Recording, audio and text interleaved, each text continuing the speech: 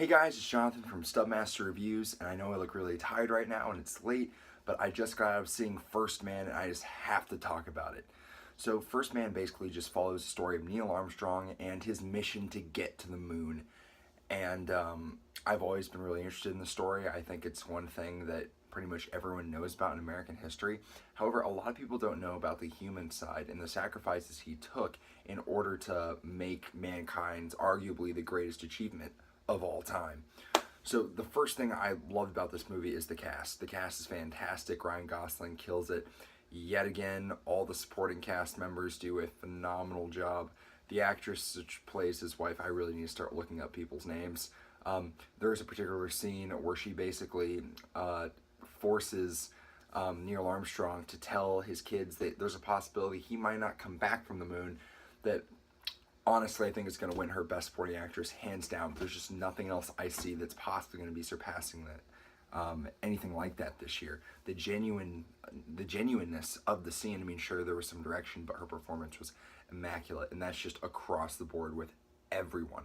This movie is also shot beautifully. It's shot to almost look like a film that came out of the 60s in a way. It has a nice touch of grain to it, not to the point where it's very like overly noisy or distracting, but enough to where it feels like film and not necessarily just someone shooting with like a clear digital camera. And I thought that it just added to the naturalness of the look.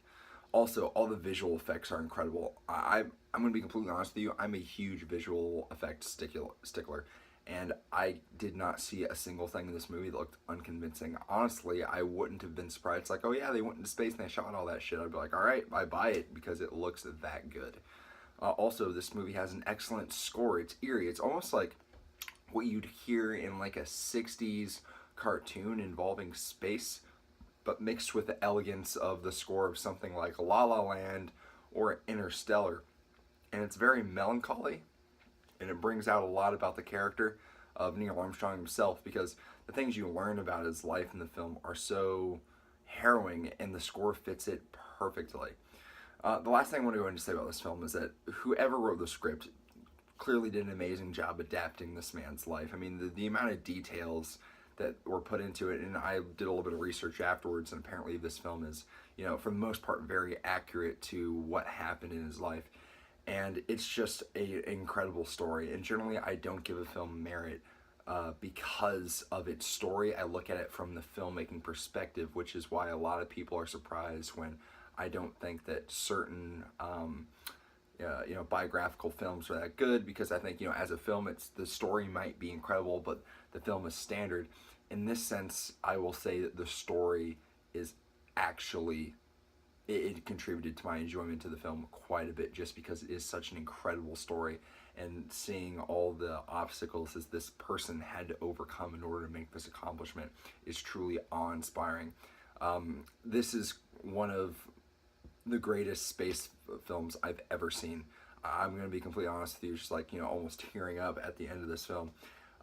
It's very, very rare that filmmaking is brought to this level that reaches me on an emotional level and a technical level as well.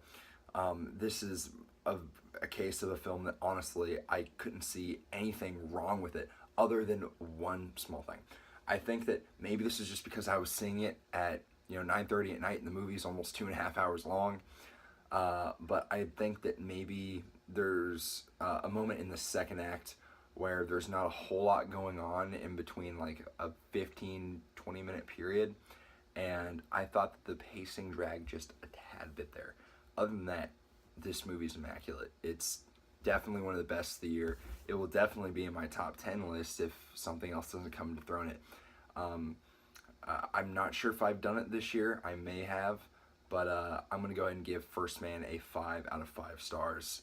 Excellent film. Good. Applaud Damien Chazelle. That guy is an incredible director, and I'm really excited to see what else he comes up with. That being said, guys, how'd you like the review? Did you love it? Did you hate it? Please let me know in the comments. Also, make sure to like this video and subscribe to our channel if you haven't already done so. You can also buy our merch at cafepress.com/stubmasters. We got really cool stuff. We got shirts, mugs, magnets, you name it. There's always something cool for everyone there. Hopefully, later on this week, you'll be seeing more of, or you guys haven't seen it yet because I've posted some of this, but we're gonna have a few videos coming out because of the Halloween season. So you can expect reviews of Halloween, Friday the 13th. I'm still coming up with other films to review. If you guys have any ideas for horror films that you'd like to hear my thoughts on, please let me know, and I can probably get a video out for that. So that being said, I'm Jonathan from Stub Reviews. Have an excellent night.